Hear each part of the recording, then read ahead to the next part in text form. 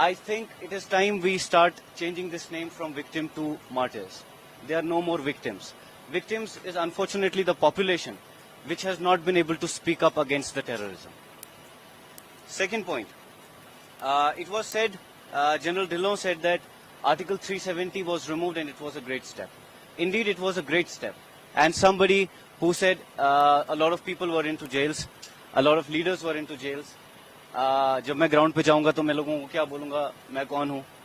My simple answer is, if you cannot stand by the constitution of the nation, you no more deserve to be the leader of the state. You simply do not deserve. And we only need those leaders who can speak and who will speak, will retain that genuineness, will retain that enthusiasm to keep on speaking. Third part, everyone said that वहाँ ये पढ़ाया जा रहा है, यहाँ ये पढ़ाया जा रहा है, ऐसा हो रहा है, वैसा हो रहा है.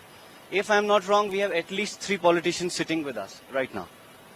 It is my request to all of you that tomorrow when you become, you already are at a very higher pedestal. Tomorrow when you reach even higher levels, my request to you is please go and control that.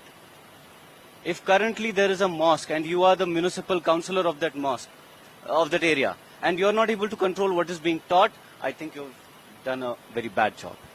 You either need to step down or you either need to change your strategies. Moving on. I really like the point when Bashir Asad Saab said, we, the group of nationalists, researchers, rational people, scientific people with scientific temper and blah, blah, blah, blah things. We are not united. That is a shame on us. We go out of this room. We do not get in touch with each other. That is a shame. I think Bashir Asad Saab, it is time that you and me sit together and we write a book on unity of nationalists.